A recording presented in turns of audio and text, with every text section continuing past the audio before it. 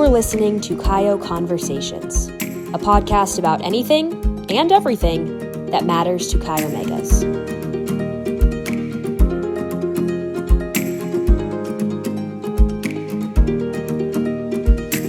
Hi, everyone. Welcome to another episode of our podcast. Thank you for joining us. I'm Leslie Harrington, CEO for Chi Omega, and today we had the chance to speak with another one of our outstanding collegiate members, Katherine Scully, initiate of Iota Alpha chapter at SMU. Originally from Baton Rouge, Katherine is a junior pursuing a markets and culture major with a communications and PR minor. Katherine serves as philanthropy chair for her chapter, and under her co-leadership, the chapter's Spring 23 Bid for Wishes event raised more than $234,000 for Make-A-Wish. Now, what you might not know by talking to Katherine is that she herself is a cancer survivor, so giving back to Make-A-Wish has been a deeply personal and meaningful experience, as she too was the direct recipient of a wish in high school. At just 15 years of age and a high school competitive swimmer, Katherine was diagnosed with Hodgkin's lymphoma and was referred to St. Jude Hospital right here in Memphis for a clinical trial. Thankfully, her treatment worked, and today she is happy, healthy, and cancer-free. Katherine, welcome to Kaio Conversations. I'm so glad to see you again. Hi, thank you for having me. This is so exciting. It is exciting. Now, first off, I just want to say again how much I loved meeting you and your mom when you were here touring the executive headquarters. I knew then and there we had to have you on this podcast. You shared with me that day that you were here visiting with your doctors at St. Jude, and I'm so glad you made the headquarters kind of a happy pit stop during your trip. Of course. I got to know, what did you think about our Chi Omega home? Oh my gosh, I loved it. I think my favorite part was the little hints that only Chios would know. Like the little like Easter eggs hidden throughout the house, which was so cool. And seeing each chapter and like how each chapter has a binder and stuff, I thought that was awesome. So it was amazing. Well, we think it's a little piece of heaven. You could spend hours, I think, in that archives library looking at all the chapter volumes. Yes. For our podcasters who don't know much about Hodgkin's lymphoma, tell our listeners a little bit about your diagnosis, your experience at St. Jude, certainly, and your journey to overcome cancer. Yeah, so when I was 15 years old, I noticed that I had a lump on my neck. So it was my freshman year of high school. I did not really think much of it because I was swimming all the time, doing school. I had just transferred schools in the middle of my freshman year, so I had a lot going on at the time. Yeah. I really did not think much of the lump. And so I remember one day I showed the girls sitting at my English table because I went to an all-girls Catholic high school, and they were like, "Oh my gosh, that's so scary. Like, you need to get that checked out." And so then immediately I freaked out. And so in May of 2018, after like a lot of tests and ultrasounds and blood work, in a biopsy, I ended up with my Hodgkin's diagnosis, which is basically, so Hodgkin's lymphoma is cancer of the lymphatic system, and the lymphatic system helps us like fight off basic sicknesses and stuff. So it's normal for lymph nodes to swell, like fluctuate, go up and down, but unfortunately that was not the case for me, and the biopsy results came back as lymphoma. And so from there I was sent to St. Jude Children's Research Hospital in Memphis, and I had ports put in, which is how I would receive my chemo, and everything was just kind of flipped upside down. I had just completed my freshman year. I literally had the biopsy the day of my last exam, and so I spent 8 weeks receiving chemo. So my protocol called for 8 weeks of treatment with possible radiation at the end. So 25% of people who were in my trial received radiation. Okay. And so luckily for me, the 8 weeks of chemo worked, and I did not have to have the radiation, but it was my whole summer. Like, I started June 13th, ended August 2nd. I started school August 13th. So I left my freshman year a completely different person than when I came back sophomore year. So yes, that's kind of that is not the summer that anyone has planned. Certainly, No. your whole family probably jumped in to work with your doctors to create a plan to attack this. That is Yes. a true testament to your strength and resilience. I'm very impressed by that. Thank Um, you. and I'm sure that with the cancer treatments, the chemo, it altered some of your typical high school experience. I bet that was so tough, especially during the summer. So, what kept you going on those tough days when it wasn't easy? Yeah, so my family was so supportive, my friends were so supportive, and, like, Mm. even though I wasn't seeing them every day at school, my friends would come over.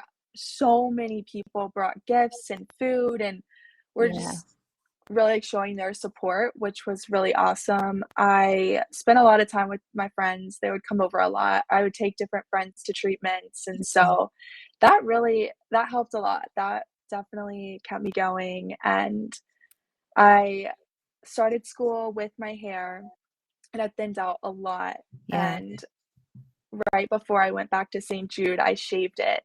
I had a wig, the whole thing, but I remember going to St. Jude, and that was the first time that I, like, didn't even bring the wig. I was like, Hmm. "Okay, the," and that's it's normal. It's normal to walk around with no hair at St. Jude. Like, if you have hair, it's kinda like, "Oh, like, what are you do not what are you doing here, but You're the dang." weird one. Yeah. Yeah. So, like, walking in there with no hair, I was like, "Okay, like, this is my new normal," and so that definitely it gave me a sense of belonging. I remember going back to St. Jude with no hair, and I was like, "Okay, like, I look like a St. Jude patient now," but my hair did grow back, obviously, Well, and but it's gorgeous. And, thank at you. Chi Omega, certainly we believe friendship is the best medicine. Sounds like you had a great support system around you, Yes, and you felt so much belonging at St. Jude. And, that's kind of what we hope for Chi Omega is that people feel belonging in Chi Omega absolutely. too. Now, this really sounds like a difficult time in your life, your short little life. When you look back, though, do you see any silver linings or lessons learned that you're grateful for now?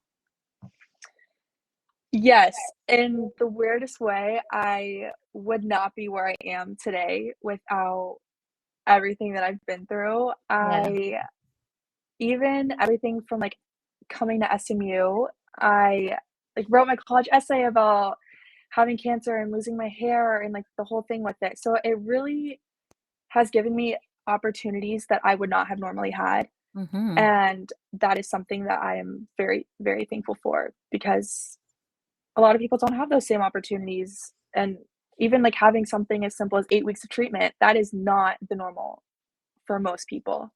So Yeah, I know that I'm lucky, and so I know that I have to make a difference with the opportunities I've been given. that's right, that's right. I think somebody, has big plans for you, and it's just starting.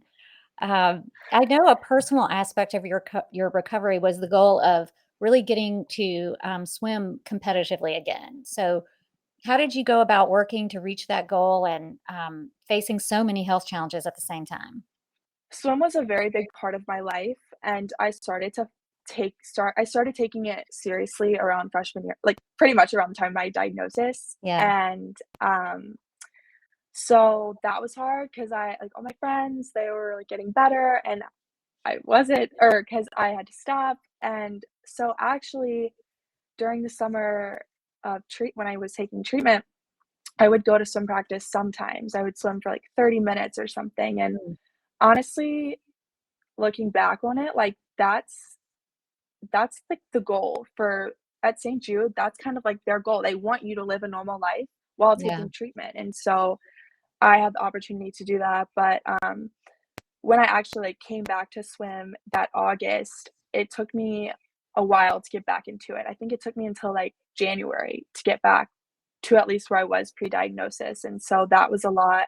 I will say, though, since you wear a swim cap when you swim, yeah, no one knew I didn't have hair, so that was okay, kind of fun. I yeah, could blend in, I could not stand out for a few hours, but that was definitely a safe space for me, and coming back to it, I remember we would have to do, like, pull-ups before practice or oh, yeah, something, and my coach, I was like, I can't do it. And he goes like, you had cancer, like you can do this. And I was like, no, you're right. So You're that is right. I something got that this. I exactly.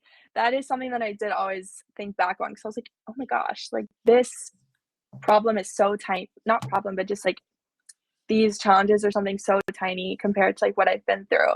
And I'll never forget, there were a few times I almost was like, I can't do this anymore. Like, it's too hard just coming back to it. But my mom was like, don't let the cancer win. Like, you're letting the cancer win. And that was always, that is something that always stood out with me. I was like, no, like, we're not going to let the cancer win. So, Okay, I want to pivot now to your Chi Omega story for a minute. It's our favorite part.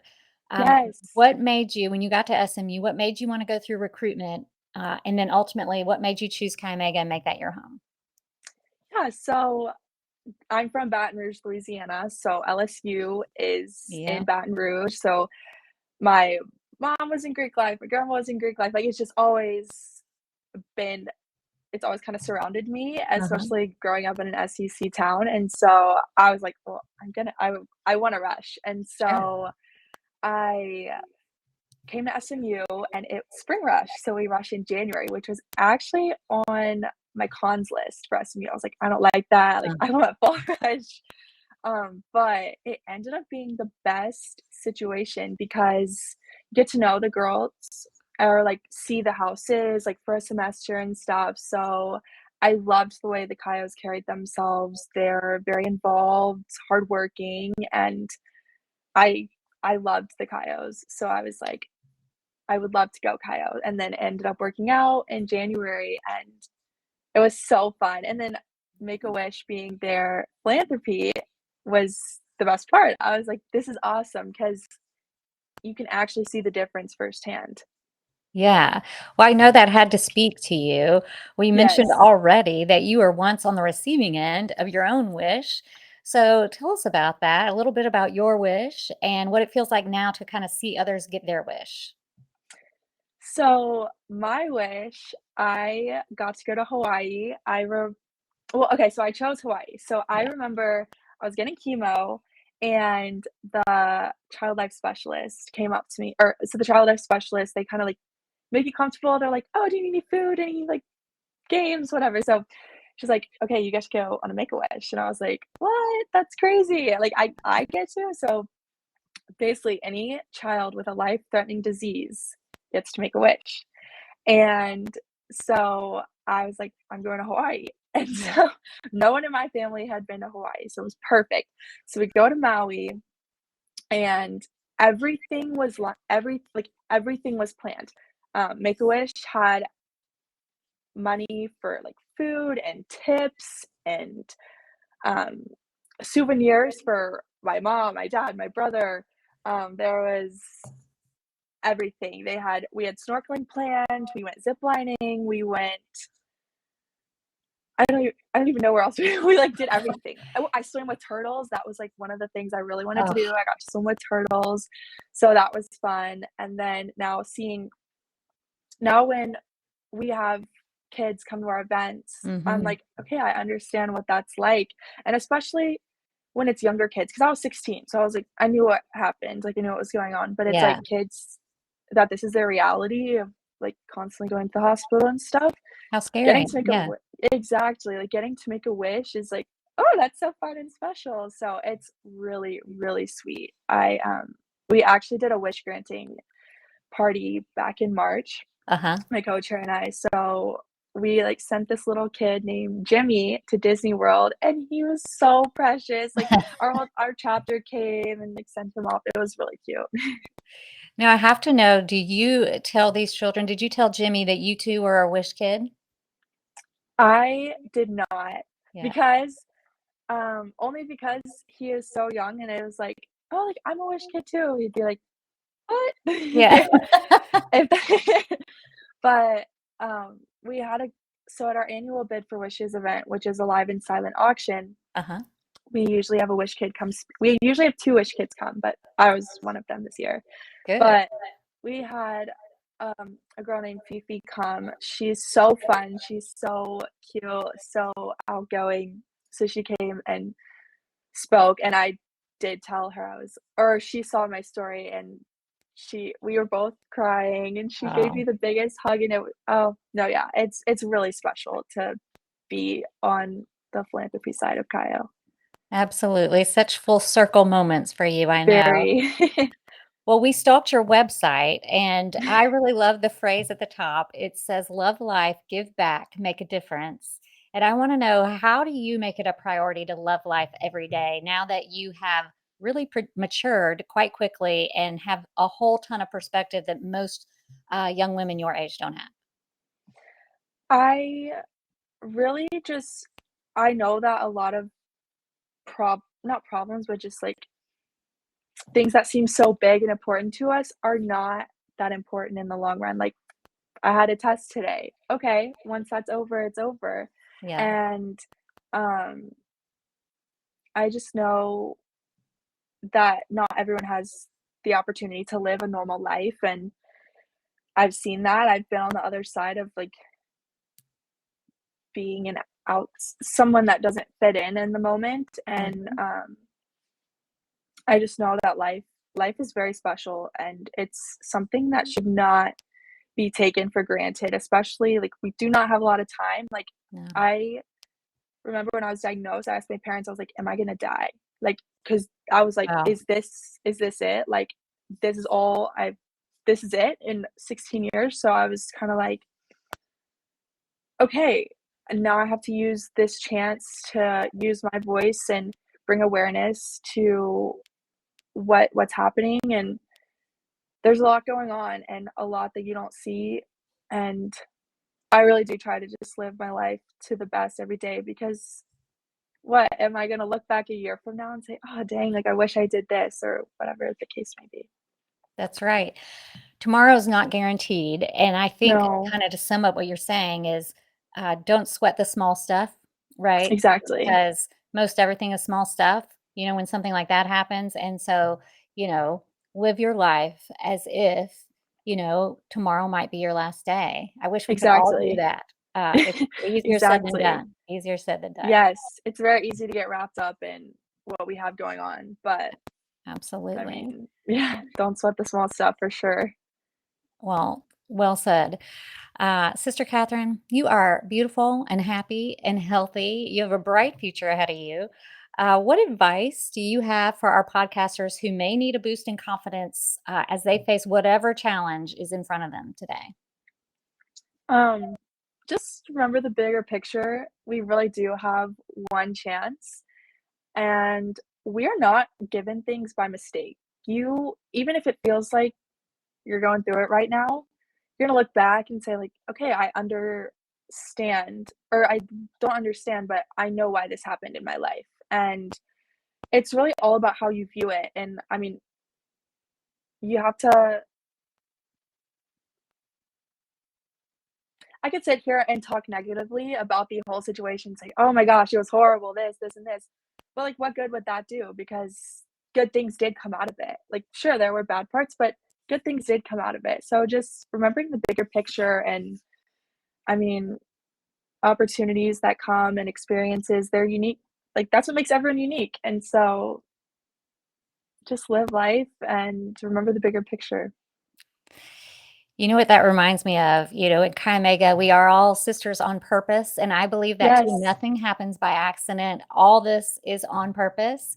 And we are living our purposes every single day. And you are a shining example of that. So thank before you. we sign off, I want to say one last thank you for sharing your courageous story and your radiant personality with our listeners.